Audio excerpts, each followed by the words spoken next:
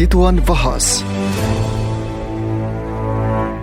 नमस्कार, रेडियो चितवन 94.6 मेगाहर्जको यस चितवन बहसमा आज पनि म यमन उपस्थित भइसकेको छु र आज हामीसँग हुनुहुन्छ नेपाली कांग्रेसका नेता, पूर्व शिक्षा राज्य मन्त्री, माननीय संविधान सभा सदस्य शेषनाथ अधिकारीज्यू। आज हामी उहाँसँग महाधिवेशनको कुरा गर्नेछौँ, त्यस्तै गरी हामी गठबन्धनको कुरा पनि गर्नेछौँ र उहाँको केही विगतका कुराहरू पनि गर्नेछौँ। हाम्रो साथमा रहनुहोला, रेडियो चितवन 94.6 मेगाहर्जको चितवन बहस सुन्दै गर्नुहोला। यति बेला भने म उहाँलाई स्वागत गर्न चाहन्छु। शेषनाथ सर, नमस्कार, स्वागत छ हजुरलाई। नमस्कार, धन्यवाद। सन्चै हुनुहुन्छ? एकदम ठिक छ। म हजुरलाई सुरुमै एउटा प्रश्न चाहिँ गरिहाल्न मन लाग्यो। सुरुमै 4 महिना भयो तपाईँले नेतृत्वमा जानुभएको पार्टी तपाईँहरूको पार्टी, हाम्रो नेपाली कांग्रेस 4 महिना भयो। सोचे जस्ता कामहरू भएका छैनन्, मन्त्री विस्तार गर्न पनि ढिलै भयो। सबै कुराहरूलाई हेर्दाखेरि पार्टीको अवस्था के छ अहिले? पार्टीको अवस्था ठिक छ। पार्टीको समस्या केही होइन र चाहिँ नि यो मन्त्री परिषद चाहिँ नि ढिलो हुनु आदि कुराहरू चाहिँ के हो भने पार्टीसँग मात्रै निर्भर गर्दैन। अब यो गठबन्धन सरकार छ, गठबन्धन सरकार भएको हुनाले गठबन्धनसँग सम्बन्धित भयो। गठबन्धनको चाहिँ नि कुनै पनि एउटा मेम्बर पार्टीले चाहिँ नि के अरे आफ्नो आन्तरिक समस्याका कारणले डिले गर्यो भनेदेखि त्यसको असर सबै गठबन्धनमा रहेको पार्टीलाई पर्छ र बढी असर चाहिँ त्यसको नेतृत्व गरिरहेको पार्टी वा सरकार प्रमुख प्रधानमन्त्रीलाई पर्छ।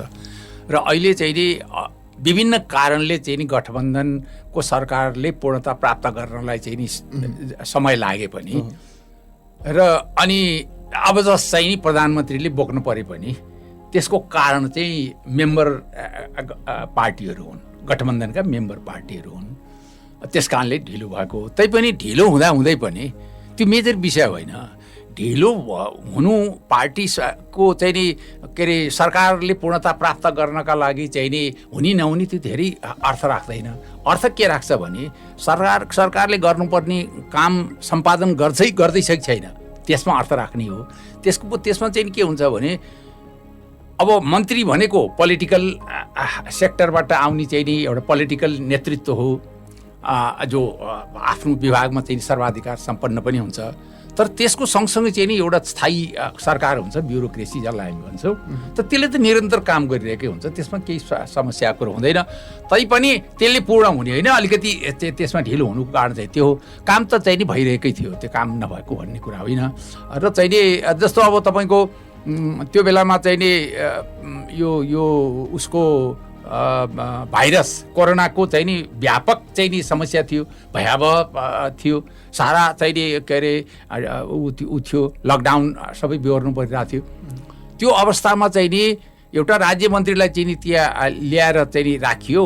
तर त्यो फङ्सन चाहिँ नि प्रधानमन्त्रीले चाहिँ नि इनिसिएसन लिनुभयो कि चाहिँ सायद भित्र चाहिँ नि यो गरेर सक्छु म भ्याक्सिनेसनको काम सिद्ध्याएर चाहिँ नि छाड्छु भनेर डिटर्मिनेसन पनि दिनुभयो।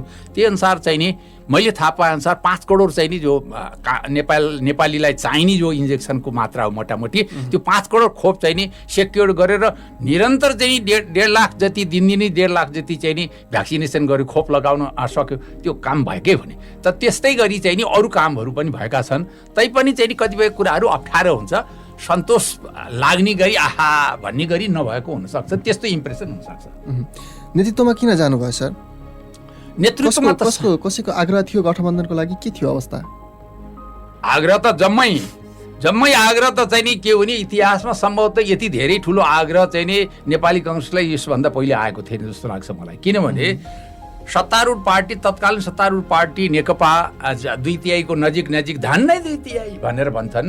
त त्यो झन्डै 2/3 सरकार चाहिँ नि अस्तव्यस्त भएर चलाउन नसकेर वामपन्थी पार्टी, वामपन्थी नेताहरू टोटल असफल भइसकेको स्थितिमा वामपन्थी नेताहरू पूर्व प्रधानमन्त्रीहरू नै माधव कुमार नेपाल, पूर्व प्रधानमन्त्री चाहिँ नि नेकपा कै चाहिँ नि प्रचण्ड, के अरे पुष्पकमल दाहाल प्रचण्ड, के अरे समाजवादी पार्टीका चाहिँ नि बाबुराम भट्टराई पूर्व प्रधानमन्त्री लगायत चाहिँ नि सम्पूर्ण पूर्व प्रधानमन्त्रीका लाइन लागेर चाहिँ बुढा नीलकण्ठ नेपाली काङ्ग्रेसका सभापति शेरबहादुर देउवा कहाँ लौ न नेतृत्व गरिदिनु सरकारको भनेर भन्न पुगे त।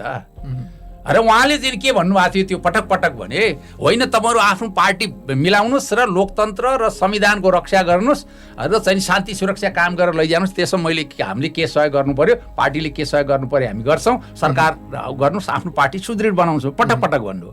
अनि पछि चाहिँ केही नलाग्ने भएपछि अनि हाम्रो के अरे पार्टीभित्रै पनि एउटा अलिकति चाहिँ नि सभापतिसँग असहमति राख्ने समूह त स्वाभाविक रूप सबै ठाउँमा हुन्छ। अब शेरबहादुरजी र रामचन्द्रजी चाहिँ नि चुनाव लड्दा शेरबहादुरजीले जितेको रामचन्द्रजीले त्यो बेलामा चाहिँ नि के अरे उपविजेता भएर चाहिँ नि बस्नु परेको। अनि उहाँ शुद्ध गएर लौ तपाईँले सरकारको नेतृत्व गर्नु पर्यो भनेपछि सबका सब चाहिँ नि के अरे पोलिटिकल फोर्सेसले चाहिँ नि आग्रह गरेपछि नेपाली काङ्ग्रेस सरकारको नेतृत्व गर्न तयार भयो र त्यो ऐतिहासिक काम थियो र संविधानको संरक्षण गर्नका लागि पनि त्यो दायित्व अहम थियो। त्यो अहम दायित्व चाहिँ नि महत्त्वपूर्ण दायित्व, ऐतिहासिक दायित्व चाहिँ निर्वहन गर्ने क्रममा नेपाली काङ्ग्रेसले सरकारको नेतृत्व गरे। सत्ता पक्षलाई सहयोग गर्नु भएन, भागभण्डा खोजेर यहाँसम्म आइपुगेको त होइन। सत्ता पक्षलाई प्रतिपक्षमा बसेर सत्ता पक्षलाई सहयोग भएन। प्रतिपक्षको धर्मै के हो भने यमनजी सत्ता पक्षसँग बहुमत हुनुपर्छ र हुन्छ।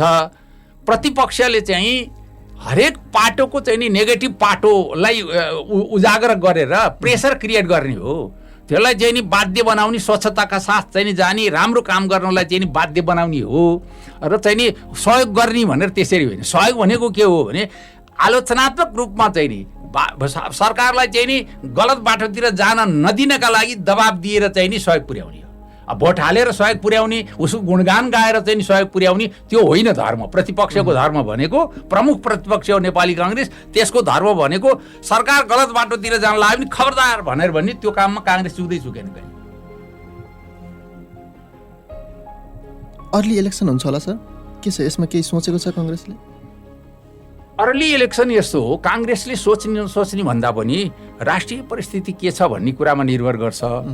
राष्ट्रिय परिस्थिति अहिले चाहिँ नि संसदको परिस्थिति अत्यन्त अप्ठ्यारो स्थिति छ। अप्ठ्यारो स्थितिमै चाहिँ नि अहिले प्रतिनिधि सभा विघटित भएको चाहिँ अवस्था, संसद लाई स्थगन गरेको छ। विघटित भने सेसन चाहिँ नि स्थगित भएको चाहिँ अवस्था छ।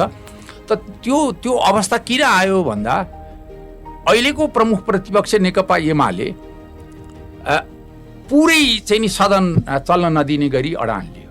प्रमुख प्रतिपक्षले चाहिँ नि सदन चल्नै नसक्ने गरी के अरे रोक्ने होइन, अवरोध गर्ने होइन, गलत दिशातिर सरकार जान लाग्यो भने सचेत गर्ने हो, आफ्नो ठाउँमा बसेर, आफ्नो चेयरमा बसेर।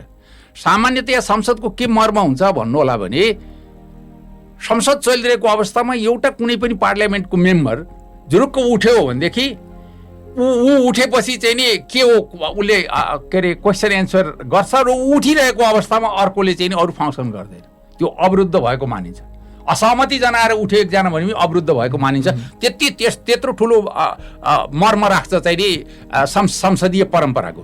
तपाईँको चाहिँ भाजती जम्मै प्रमुख प्रतिपक्ष पुरै त्यहाँ गएर चाहिँ नि बेलमा घेराउ गरेर अनि त्यसपछि चाहिँ नि नारा लगाउन थालेपछि सदन चल्न सक्छ, पास हुन सक्छ। त्यति हुँदाहुँदै एउटा आर्थिक पाटो चाहिँ नि पास नगरी नहुने भएको हुनाले, पास नगरे देशै ठप्प हुने भएको हुनाले चाहिँ नि बजेटसँग सम्बन्धित चाहिँ नि उसलाई चाहिँ बलजबरजस्ती पनि पास गर्नु पर्यो। त्यो अवस्था बाहेक कुनै चाहिँ नि के अरे विधेयक चाहिँ नि पास भएन। विधेयक पास छैन भने कानुन बनेन। कानुन नबन्नुको अर्थ चाहिँ नि समाजभित्र त्यसले पार्ने इफेक्ट धेरै थुप्रै हुन्छ। त्यस कारणले गर्दाखेरिमा चाहिँ नि के अरे चल्न सकेन र फेरि अब सदन बोलायो फेरि त्यही अवस्था होला, चल्न दिने कि नदिने एउटा महत्त्वपूर्ण पाटो। अर्को चाहिँ के छ भने यो के अरे 74 सालमा भएको चाहिँ नि आम चुनावबाट चाहिँ तत्कालीन नेकपा भन्ने जो पार्टी गठबन्धन मार्फत चाहिँ नि एउटा पार्टी जो बनेको थियो, जो अहिले आफैमा ध्वस्त भइसक्यो, विघटित भइसक्यो, त त्यो पार्टी अहिले ऋषि उसको पक्ष कट्टेलको पार्टी भएर चाहिँ बसेको छ। त तपाईँको चाहिँ नि त्यो पार्टीले दरो बहुमत प्राप्त गरेको थियो, त्यो असफल भयो। अब त्यो असफल हुने भनेको के भयो भने आम जनताले जुन एउटा चाहिँ म्यान्डेट दिएका थिए त्यो म्यान्डेट चाहिँ नि लाई परिपालन गर्न सकेन त्यो तत्कालीन नेकपाले र वामपन्थीहरूको चाहिँ एउटा गठबन्धन जस्तो थियो त्यो पार्टी त्यो आफैमा चाहिँ ध्वस्त भएको हुनाले स्वतः त्यो आम चुनावको चाहिँ नि डिमान्ड गर्छ परिस्थितिले चाहिँ नेपाली कांग्रेसलाई प्रतिपक्षमा बस्न भनेर चाहिँ नि दिएको चाहिँ नि मत अहिले सत्ता सञ्चालन गर्नुपर्छ नत्र पनि भ्याकुम क्रिएट हुने अवस्था थियो त त्यसमा हुनाले अब जति सक्यो चाँडो चाहिँ नि के अरे उसमा चाहिँ नि जनताको माझमा जानुपर्ने अवस्था छ तैपनि नेपाली कांग्रेस के चाहन्छ भने जनताले 5 वर्षसम्म यिनी सांसदहरूलाई म्यान्डेट दिएको हुनाले यसबाट चाहिँ 5 वर्ष चलोस् भन्ने चाहना चाहिँ राख्छ त्यो प्रयत्न चाहिँ गर्छ तर राजनैतिक परिस्थिति यस्तो बनेर आइरहेछ कि चाहिँ नि अब चुनावमा जानुको विकल्प छैन नगई नहुने अवस्था चाहिँ नि बनिरहेछ र त्यो नगई नहुने अवस्था आयो भने नेपाली कांग्रेसले चाहिँ नि पछि हट्ने कुरै आउँदैन राष्ट्रिय जति पनि कम्प्लिकेसन बा जति पनि समस्याहरू आउँछ राष्ट्रिय समस्याको जहिले पनि नेपाली कांग्रेसले ऐतिहासिक कालदेखि आफ्नो जन्मकालदेखि 7 सालदेखि नै चाहिँ नि के अरे सशक्त नेतृत्व दिँदै आएको हुनाले गर्दा अहिले पनि ऐतिहासिक जो आवश्यकता पर्छ आम चुनावमा जानका लागि त्यसको डटेर चाहिँ नि नेतृत्व गर्छ र अत्यधिक बहुमतका साथ फेरि सदनमा फर्केर आउँछ त्यो आफ्नो ठाउँमा छ र यसैलाई चाहिँ नि चुनावमा जाने कुरालाई मध्यावधि र के अरे अर्ली इलेक्सन भनेर जो भनिया छ त तपाईको चाहिँ नि के अरे मध्यावधि अब होइन मध्यावधि दुईपल्ट चाहिँ नि प्रतिनिधि सभा विघटन गर्यो संविधान विपरीत कदम थियो त्यो चाहिँ नि केपी ओलीले चाहिँ नि संविधान विपरीत जबरजस्ती गरिएको हुनाले गर्दा त्यसलाई चाहिँ नि उसले नै सर्वोच्च अदालतले नै चाहिँ नि रोक्यो सर्वोच्च अदालतलाई हाम्रो संविधानले यो के अरे जनप्रतिनिधि मार्फत बनेको संविधानले चाहिँ नि संविधानको व्याख्या गर्ने अधिकार अन्तिम व्याख्याताको रूपमा चाहिँ सर्वोच्चलाई अधिकार दिएको छ त्यही अधिकार प्रयोग गरेर सर्वोच्चले चाहिँ प्रतिनिधि सभा पुनर्स्थापित गरे दुईपल्ट र अब चाहिँ समयावधि पनि करिब 4 वर्ष बितिसक्न लाग्यो र चाहिँ अब हुने चाहिँ इलेक्सन भनेर भनेको चाहिँ अर्ली इलेक्सन नै हो र त्यसमा सकेसम्म चुनावमा जान नपरोस् भन्ने जो पार्टी हाम्रो गठबन्धनभित्र रहेका चाहिँ पार्टीहरूको जो चाहना छ के अरे साना जो पार्टी मिलेर चाहिँ अहिले गठबन्धन बनिरहेछ उहाँहरूको चाहनालाई पनि ध्यानमा राखेर चाहिँ नि कांग्रेस बल गरेर चाहिँ नि अर्ली इलेक्सनमा जान चाहँदैन तर राष्ट्रिय राजनीतिक परिस्थितिले जसरी एकदम प्रेसर क्रिएट गरेर आएको छ त्यसलाई सम्बोधन गर्ने कुरामा चाहिँ नेपाली कांग्रेस पछि पर्दैन त्यसकारणले गठबन्धनसँग पनि सहकार्य गरेर सहमतिमै नै अनि अर्ली इलेक्सन हुन सक्छ यति बेला हामी रेडियो चितवन 94.6 मेगाहर्जको चितवन बहसमा छौँ र आज हामीसँग कुराकानीको लागि हुनुहुन्छ पूर्व शिक्षा राज्य मन्त्री नेपाली कांग्रेसका नेता माननीय संविधान सभा सदस्य शेषनाथ अधिकारीज्यू हामी कुराकानीकै क्रममा छौँ अर्ली इलेक्सन भए पनि समयमै चुनाव भए पनि यो अहिले जुन गठबन्धन छ नि सर यो कायमै हुन्छ कि के हुन्छ यो कहिलेसम्मको लागि हो यो गठबन्धन खास दलीय सिस्टममा पार्टीहरूको बीचमा गठबन्धन हुनु गठबन्धन गरेर चाहिँ नि चुनावमा जानु गठबन्धन गरेर सरकार चलाउनु यी सामान्य प्रक्रिया हो के अरे दलीय सिस्टममा तर चाहिँ नि सबै समयमा चाहिँ नि पार्टीहरू अल्पमतमा पनि हुँदैनन् र गठबन्धनको जरुरी पनि हुँदैन सबै समयमा चाहिँ नि पार्टीहरू चाहिँ नि एउटै पार्टीले चाहिँ बहुमत ल्याएको नहुन पनि सक्छ र त्यो बेला गठबन्धनको जरुरी पनि पर्छ त्यो चाहिँ नि त्यो पार्लियामेन्ट्री सिस्टमको वा दलीय व्यवस्थामा त्यो एक किसिमको एउटा स्वाभाविक प्रक्रियाभित्र पर्छ स्वाभाविक अवस्थाभित्र पर्छ त्यो त्यसमा हुनाले गर्दाखेरि अहिलेको अवस्था जसरी गठबन्धन सरकार छ कुनै पनि पार्टीको बहुमत नभएको हुनाले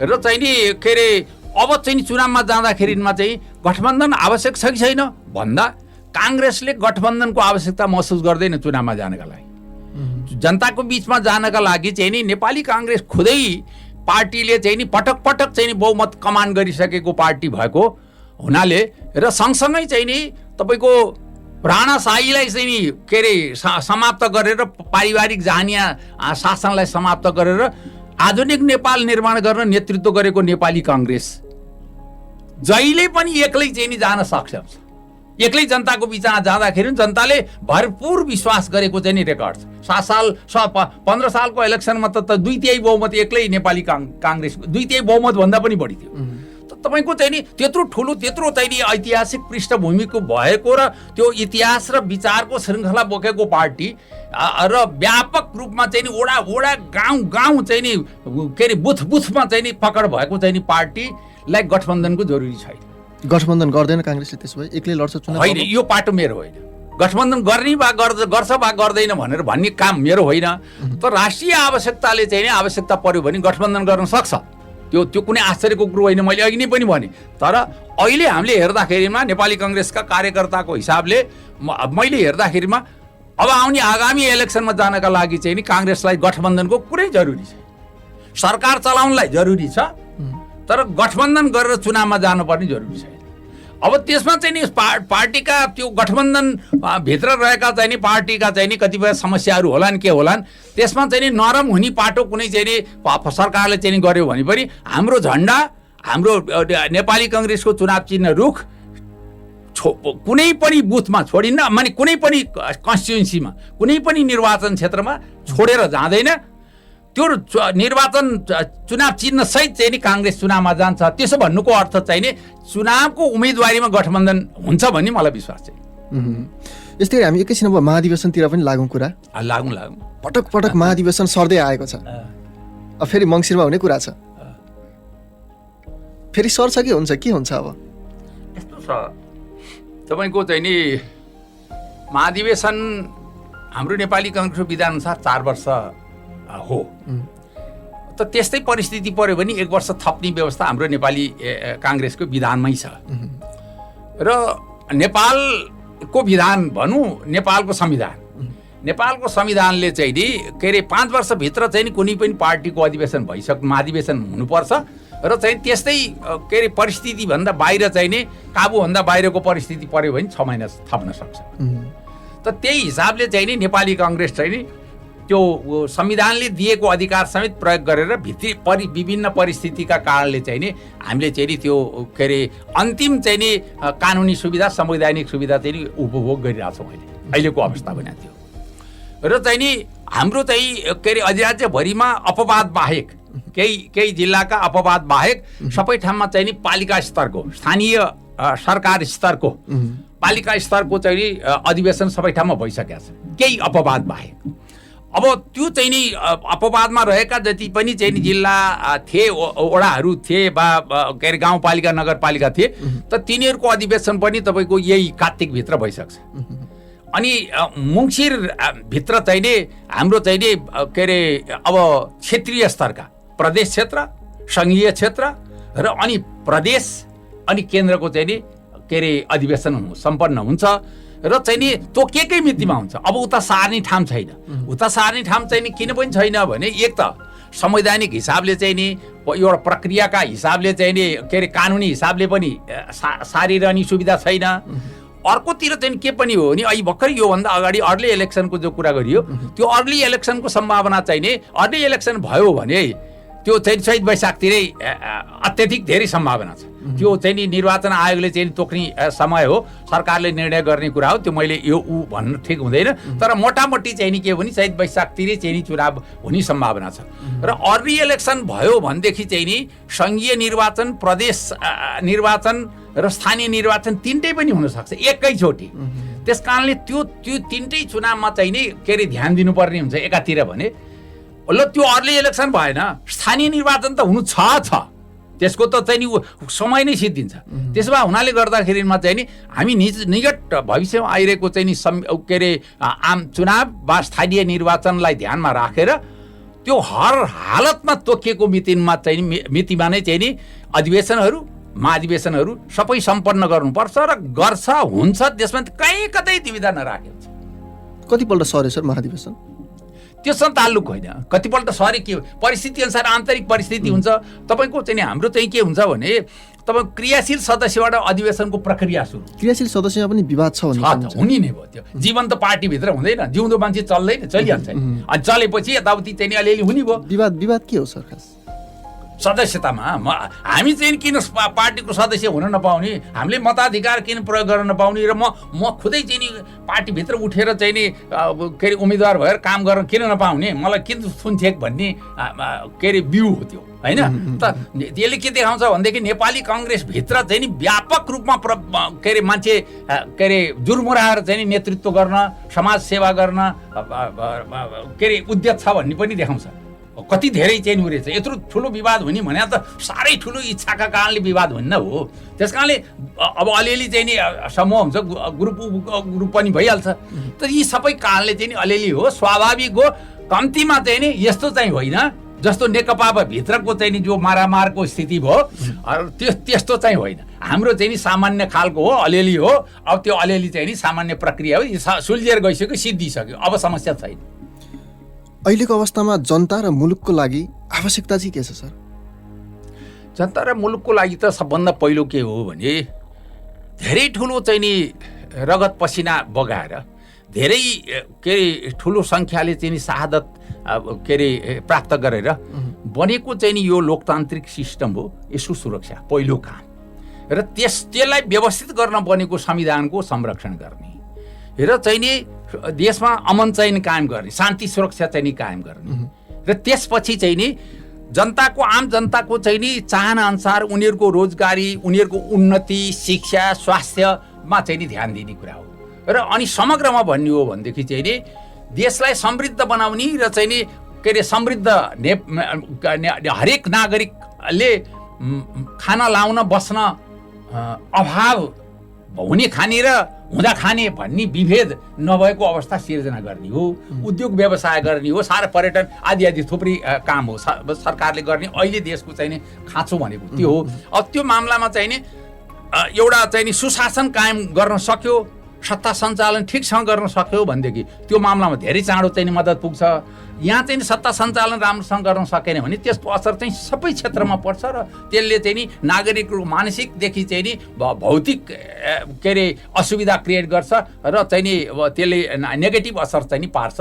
त्यो नेगेटिभ असरबाट जोगाउने र पोजिटिभली चाहिँ नि मान्छेलाई इन्सपायर गर्ने हो चाहिँ नि सरकारको काम भनेको, र शान्ति सुरक्षा कायम गर्ने हो, उन्नयनमा लैजाने, उन्नति प्रगतिका लागि चाहिँ नि बल पुर्याउने हो। तपाईँको भूमिका चाहिँ के छ सर?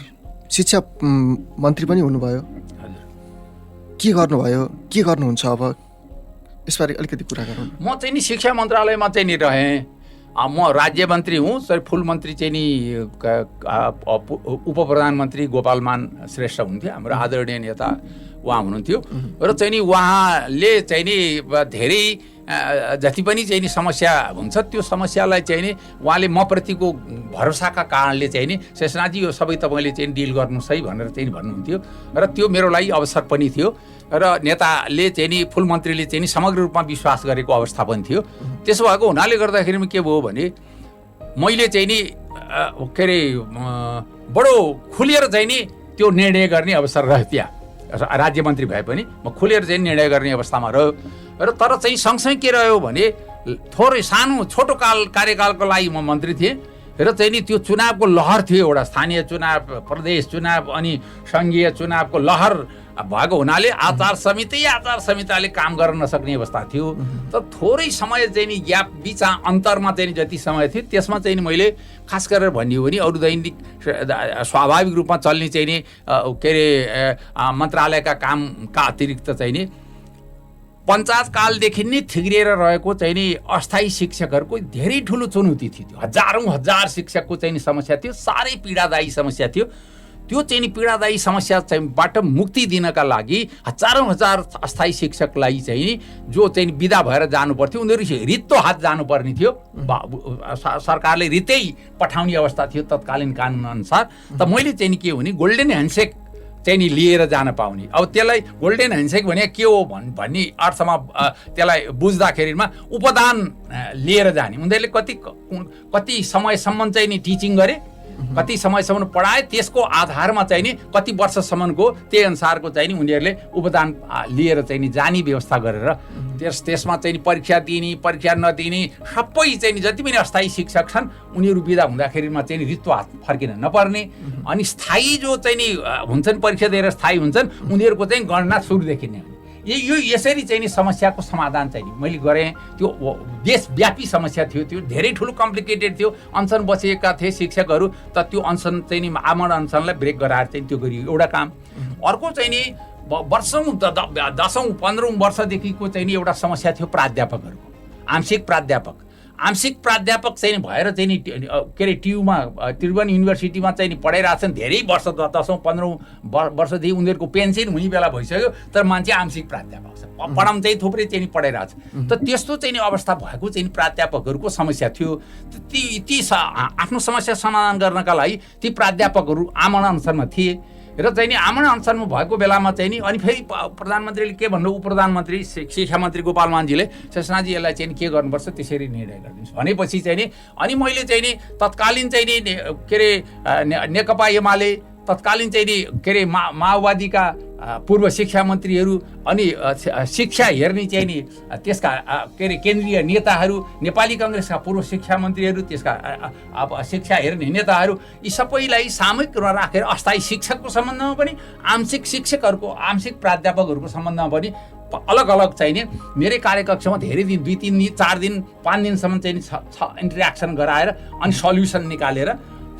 सत्तापक्ष र प्रतिपक्ष प्रमुख प्रतिपक्ष सहितको चाहिँ नि सहमतिमा चाहिँ नि एक किसिमको चाहिँ नि समस्या समाधान गरेर शिक्षकहरूको पनि अनसन ब्रेक गरेर के अरे गरियो माग पुरा गरियो उनीहरू खुसी छन् सन्तुष्ट छन् र आंशिक प्राध्यापकहरू पनि समस्या समाधान 17 दिनसम्म आमरण अनसन बस्नुभएको थियो हाम्रो भरतपुरकै हुनुहुन्थ्यो डाक्टर महेश गजुरेल अनसनमा बस्नुभएको थियो मैले चाहिँ नि जुस खुवाएर चाहिँ अनसन ब्रेक गराएको राति गएर समस्या समाधान भएपछि राति गएर चाहिँ नि जुस खुवाएर अनसन ब्रेक गरेको त यी दुईटा मेजर काम गरेँ अरू सानातिना कामहरू थुप्रै थिए चाहिँ नि त्यो गरेँ र सँगसँगै चाहिँ नि के रह्यो भनेदेखि राष्ट्रिय शिक्षामा जाँदा मैले के फिल गरेँ भने शिक्षा मन्त्रालयमा जाँदाखेरिमा मन्त्री मात्रै हुन गएको हो कि जस्तो फिल गरेँ मैले मन्त्री हुन मात्रै होइन काम गर्न गएको काम गर्ने के काम गर्ने त्यसको चाहिँ नि त्यो एउटा स्पष्ट भिजन चाहिँ नि नभएको महसुस गरेर राष्ट्रिय शिक्षा नीति निर्माण गर्नुपर्छ भनेर चाहिँ नि आयोग गठन गरियो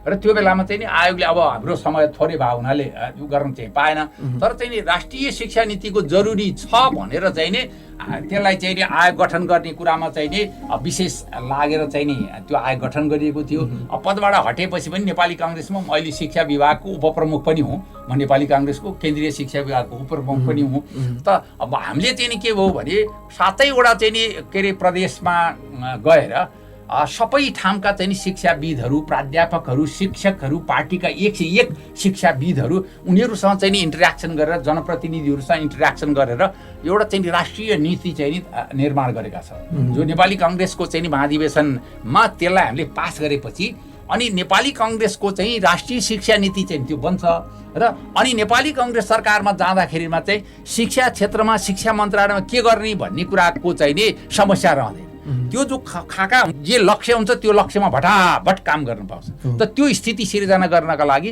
म त्यो बेला लागेको थिएँ र सरकारमा बस्दा भ्याएन त्यस कारणले पार्टीमा बसेर पनि त्यो काम गरेको छ मेरो संयोजक हुनुहुन्छ चाहिँ हरि नेपाल पाल्पाको हुनुहुन्छ बडो चाहिँ के अरे अत्यन्त सात्विक मान्छे अत्यन्त असल व्यक्तित्व उहाँ र म अनि एउटा अर्को मेरो हाम्रो सदस्य सचिव हुन्छ डाक्टर कृष्ण पौडेल भन्ने हाम्रो यो 3 जनाको चाहिँ एकदम जबरजस्त टोली नै चाहिँ हामी 7 प्रदेशमा सारा इन्टरेक्सन गरेर चाहिँ नि हिँड्यौँ र त्यो एउटा त्यो बनाएका छौँ हामीले नेपाली काङ्ग्रेसको महाधिवेशन सकिएर त्यो पास गरेपछि अनि के अरे नेपाली काङ्ग्रेसलाई बहुमत दिएर पठायो भने शिक्षा मन्त्रीले त्यो काम लागू गर्छ जसले चाहिँ नि अहिले शिक्षकहरू जो अपमानित छन् त्यो अपमानित हुनुबाट चाहिँ नि के अरे उन्मुक्ति पाउँछन् उनीहरूले सम्मानका साथ चाहिँ बिताउन पाउँछन् सामुदायिक विद्यालयहरूको जो बेहाल अवस्था छ त्यो बेहाल अवस्थाबाट त्यसलाई चाहिँ नि के अरे त्यो सामुदायिक विद्यालयहरूले चाहिँ नि उन्मुक्ति प्राप्त गर्ने के अरे निःशुल्क शिक्षाका लागि वातावरण बन्ने निजी विद्यालयहरू छन् निजी विद्यालयहरूले आफ्नो निर्णय गरेर चाहिँ नि के कसरी त्यसलाई लैजाने भन्ने कुराहरूको समेत चाहिँ नि निर्णय गर्ने गरी त्यो एउटा खाका बनाएको छ, त्यो डिटेल यहाँ सम्भव छैन भन्नलाई त त्यसरी चाहिँ नि गरे हो। त शिक्षा सम्बन्धमा चाहिँ नि मलाई चाहिँ नि के अरे त्यो एउटा अवसर थियो, मैले चाहिँ जे जति काम गरेँ मैले कोट्याउनु मैले अलि हरेर भने ठिकै छ, समय नपुग्ला फेरि। चितवन जिल्लाको पार्टीको पूर्व सभापति पनि हुनुहुन्छ आज। चितवन जिल्लामा काङ्ग्रेसको स्थिति के छ अहिले? यसमा अलिकति के भन्न चाहनुहुन्छ र हजुरको भूमिका कस्तो हुँदैछ, के छ त्यसबारे अलिकति जनाउँ न। मेरो भूमिका त पार्टीभित्र हुने हो र समग्रमा बाहिर हेर्दाखेरि पार्टीको भूमिका हो। पार्टीको भूमिका राम्रै छ, नराम्रो होइन। तर पार्टीले चाहिँ नि यो ऐतिहासिक थल हो। काङ्ग्रेसले 18 सालको आन्दोलन पनि यहाँ गरेको, 7 सालको कुरा पनि यहाँ छ। धेरै कुराहरूमा यो क्रान्तिकारी जिल्ला पनि भनिन्छ। त्यसमा काङ्ग्रेस जहिले पनि अग्रपङ्क्तिमा छ। तर जनताको नेतृत्व गरेर जाने कुरामा चाहिँ अग्रपङ्क्तिमा भएको छैन होइन। त्यसमा चाहिँ वामपन्थी पार्टीहरूले चाहिँ नि अलिकति मौका पाइरहेको अवस्था छ। जनताले जसलाई विश्वास गर्छन् त्यसलाई चाहिँ त्यो जाने स्वाभाविक आश्चर्यको कुरा होइन। तर चाहिँ नि प्रतिनिधित्वको हिसाबले हेर्ने हो भने हामी अलिक कमजोर, अलिक पछि परेका छौँ। जनताको नेतृत्व गर्ने वा प्रतिनिधित्व गर्ने क्रममा चाहिँ हामी बुझ्छौँ। र योभन्दा अगाडिको स्थानीय निर्वाचनमा लगभग सबै ठाउँमा हामीले हार्यौँ। एउटा इच्छेगौना गाउँपालिका बाहेक चितवन चाहिँ नि जम्मै के अरे वामपन्थी पार्टीको के अरे पकडमा गयो। र चाहिँ नि अब अहिले चाहिँ मैले पनि झकझक्याएको छु धेरै हदसम्म। अहिले चाहिँ धेरै साथीहरूले पीडाबोध पनि गर्नुभएको छ। त्यसले गर्दाखेरिमा चाहिँ नि तपाईँको अब आउने चुनावमा चाहिँ काङ्ग्रेसले एउटासम्म ल्याएको थियो, अर्कोपल्ट आउँदा चाहिँ वामपन्थीहरूले एउटा पनि नपाउने गरी चाहिँ नि काङ्ग्रेसले जित्ने अवस्था सिर्जना गर्दैछौँ। सङ्गठन त्यसरी बनाउँदैछौँ। त्यो केही हदसम्म नतिजा देखिसकेका छ स्थानीय निर्वाचनको क्रममा, पार्टीभित्रको अधिवेशनको क्रममा। त्यस कारणले काङ्ग्रेसलाई एक ढिक्को बनाएर सबका सब काङ्ग्रेस चाहिँ नि जुरमराएर उठेर चाहिँ नि आफ्नो उम्मेदवारलाई जिताउने अवस्था सिर्जना गर्दैछौँ। त्यो अवस्था आउँदैछ।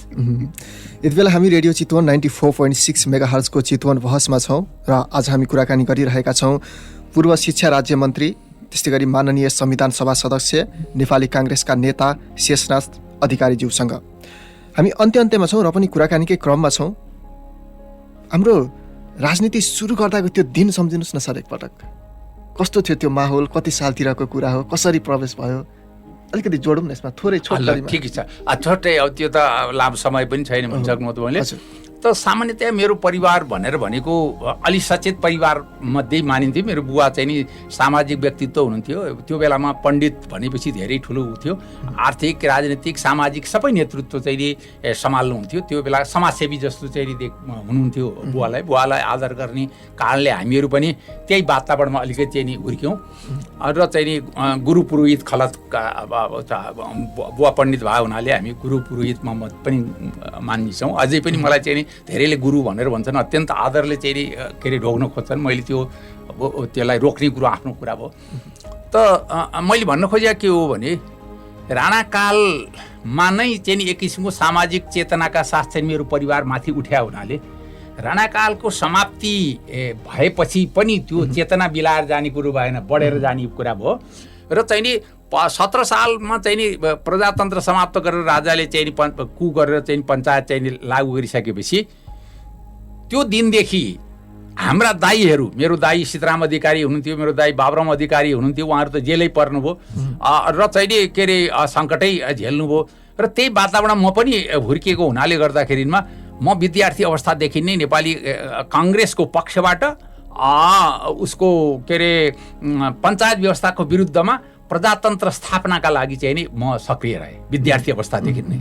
मेरो 20 वर्षको उमेरदेखि चाहिँ नि राजनीतिमा अत्यन्त सक्रिय के अरे रहेर चाहिँ नि म काम गरेँ। हरेक जोखिम मोलेर चाहिँ नि मैले काम गरेँ। त्यही क्रममा चाहिँ नि विद्यार्थी अवस्थाकै क्रममा पनि धेरैपल्ट जेल परेँ। म बनारसमा पढेँ, त्यसपछि यहाँ के अरे त्रिभुवन युनिभर्सिटीमा एमए पढ्दै गर्दा पनि चाहिँ नि धेरै के अरे पल्ट जेल तानेर लिएर जाने आदि भयो। त्यो बेलामा चाहिँ नि सङ्घ संस्था खोल्न पाइन्न थियो। सङ्घ संस्था खोल्न नपाइने पञ्चायतकालमा सङ्घ संस्था खोल्न पाइने थियो। त त्यो तरुण दल खोल्यो भनेर चाहिँ त्यो आरोपमा मलाई चाहिँ के अरे जेलमा त्यो बेलामा पनि राखियो। शान्ति सुरक्षा भन्ने थियो एउटा चाहिँ नि, कहीँ कुनै मुद्दा लाग्ने ठाउँ भएन भने शान्ति सुरक्षा अन्तर्गत भनेर मेरै सुरक्षाका लागि भने मतलब जसलाई थुन्याउ उसैको सुरक्षाका लागि लगेर थुनिदिने होइन त्यस्तो कानुन थियो पञ्चायतमा। त त्यो कानुनअनुसार चाहिँ नि म चाहिँ करिब करिब चाहिँ नि 2 वर्ष जति पटक पटक गरेर जेल बसेँ, सत्याग्रहमा पनि चाहिँ नि जेल बसेँ करिब करिब 2 वर्ष जति। र अनि त्यसपछि चाहिँ नि बम केसमा यो पञ्चायत व्यवस्था पल्टाउनका लागि चाहिँ नि भनेर हात हतियारको लडाइँ लड्ने भनेर के बिपी कोइराला स्वर्गीय नेपाली काङ्ग्रेसका चाहिँ नि के अरे प्रणेता बिपी कोइरालाले आह्वान गर्नुभएको थियो। हामी युवा जोस कति सालतिर कुरा सर? यो 31 सालमा म पक्रेको, 28 सालमा उहाँले घोषणा गर्नुभएको। त 31 सालमा चाहिँ नि बम सहितको चाहिँ नि हात हतियार सहित चाहिँ नि हामी पक्राउनु पर्या हुनाले गर्दा म त्यो बेलामा लगातार चाहिँ 6 वर्ष जेल रहेँ। मैले कुल 8 वर्ष जेल रहेँ राजनैतिक कारणले। र चाहिँ नि त्यो हात हतियारको केसमा चाहिँ कस्तो थियो भने त्यो बेलाको पञ्चायत कानुनअनुसार राजकाज अपराध ऐन भनेर भन्थ्यो, त्यसमा चाहिँ फाँसी दिने सजायको व्यवस्था थियो। कमा फाँसी दिने या आजीवन कारावास गर्ने। त मलाई चाहिँ त्यही के अरे एकको दफा लगाएर चाहिँ नि जेलमा राखेको थियो। फाँसी हुन सक्थ्यो, जस्तो भीमनारायण श्रेष्ठ, यज्ञबहादुर कप्तानहरू, वेदानन्द झाहरू, यिनीहरू चाहिँ नि जो फाँसीमा गए त त्यो फाँसी म पनि हुन सक्थेँ होइन। तर चाहिँ नि के भयो भने मुद्दा फैसला गरेका थिएन। बिपी कोइरालाकै चाहिँ विशेष पहलमा चाहिँ नि आम माफी गर्यो राजाले। त्यो आम माफीमा म छुटेँ 6 वर्ष करिब पछि, 6 वर्षपछि। र चाहिँ नि म छुटेँ। म चाहिँ नि के अरे फाँसी हुनबाट पनि बचेँ, जन्मकैद हुनबाट पनि बचेँ। त्यस्तो रह्यो। अनि 46 सालको जनआन्दोलनको सञ्चालक थिएँ म यहाँ चितवनमा पनि। त सञ्चालक हामी 5 जना थियौँ, 5 जना मध्ये 1 जना म पनि थिएँ। त त्यो बेलामा चाहिँ नि के अरे हामीलाई चाहिँ राज्य विप्लवको मुद्दा लगाएको थियो। त्यो आन्दोलन असफल भएको भए 33 वर्ष सजायको व्यवस्था गरेको थियो त्यो बेलामा।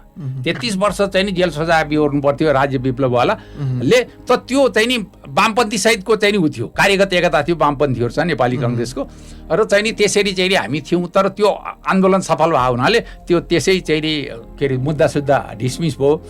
त्यो अवस्था भयो रह्यो। मैले के भन्न खोजेँ भने मेरो जीवन समग्रमा चाहिँ अत्यन्त जोखिमपूर्ण चाहिँ अवस्थामा बिते। प्रजातन्त्र पुनर्स्थापना सम्मका दिनहरूमा पुनर्स्थापना भएपछि चाहिँ त्यस्तो समस्या रहेन। म चाहिँ नि के अरे 48 सालमा टिकट मैले पाएको थिएँ नेपाली काङ्ग्रेसको यही क्षेत्र नम्बर 1 बाट, चितवन क्षेत्र नम्बर 1 बाट। र चाहिँ नि त्यो बेलामा म पराजित भएँ। भेटवालजीले जित्नुभयो, जागृत प्रसाद भेटवालले जित्नुभयो। त्यसपछि 70 सालमा मात्रै मैले टिकट पाएँ। र अनि 70 सालमा संविधान सभाको निर्वाचनमा चाहिँ मैले यहाँबाट यही 2 नम्बर क्षेत्रबाट निर्वाचित भएको हुँ, चितवन 2 नम्बर क्षेत्रबाटै। र चाहिँ नि सौभाग्यले चाहिँ नि नेपालका जनप्रतिनिधि मार्फत बन्ने चाहिँ नि जो संविधान छ त्यो संविधानको के अरे संविधान निर्माताहरूमध्येमा चाहिँ नि म पनि एक पर्न गएँ। त्यो मेरो सौभाग्यको कुरो, ऐतिहासिक एउटा अवस्था हो। संविधान निर्माताको रूपले चाहिँ नि सिग्नेचर गर्ने अवसर प्राप्त गरेँ, ऐतिहासिक काम भयो। त त्यो चाहिँ नि सबै अवसर दिएको मलाई चाहिँ नि नेपाली जनताले हो। पार्टीले चाहिँ नि एउटा आधिकारिक पत्र चाहिँ नि दियो, तर जनताले मलाई चाहिँ नि त्यो विश्वास गरेर चाहिँ नि उ गरेका हुन्। र चाहिँ नि समग्रमा चाहिँ नि राजनीतिक जीवन बिताउँदाका क्रममा मेरो पारिवारिक अवस्था अत्यन्त दयनीय थियो। मेरो एउटा छोरो थियो, त्यो पनि बित्यो। अहिले पछि जेलबाट आएपछि अरू भए छोरा 2टा छोराहरू छन्। त अहिले मलाई चाहिँ नि अत्यन्त सन्तुष्टिको चाहिँ नि समय मेरो बितिरहेछ। किनभने देशमा संविधान पनि बन्यो, प्रजातन्त्र पनि बहाल छ, र चाहिँ नि म पनि स्वस्थ छु, एकदम ठिकठाक छु, परिवार ठिकठाक छ, खाना लाउन बस्नलाई समस्या छैन। त्यस कारणले चाहिँ नि अत्यन्त चाहिँ नि सन्तुष्टिका दिनहरू म बिताइरहेको छु। हुन्छ सर, आफ्नो व्यस्त सेड्युलमा पनि हामीलाई समय दिनुभयो, त्यसको लागि हजुरलाई धेरै धेरै धन्यवाद छ सर। र अन्तिममा केही भन्न चाहनुहुन्छ? मैले सोध्न छुटाएका हजुरलाई भन्न मन लागेको केही कुराहरू छन् भने? छुटाउने र चाहिँ नि कुराहरू त धेरै होलान्, तर पनि छुटाउने र थप्ने कुरा हुँदैन। किनभने छुटाउने कुरो यो अथाह समुद्रमा कति छुट्ने कुरै गरेर साध्य भएन। थप्ने कुरो सम्भव हुँदैन, कति थपेर सक्ने। त्यस कारणले गर्दा तपाईँले जति सोध्नुभयो, जति मैले बताएँ त्यो आफैमा पर्याप्त छ। बाँकी कुरा त फेरि अवसर दिनु होला, फेरि चाहिँ नि तमाम चाहिँ नि कुराहरू त आइहाल्छन्। त्यस कारणले विषय जतिखेर आउला त्यतिखेर चाहिँ म सबै कुरो राखौँला जो मसँग छ। हुन्छ, यो समय दिनुभएकोमा रेडियो चितवनलाई चाहिँ नि हार्दिक धन्यवाद दिन चाहन्छु। खुसी लागेको छ। हुन्छ, हस् सर, हामी बिदा हुन्छौँ। नमस्कार। धन्यवाद यमनजी है। चितवन बहस।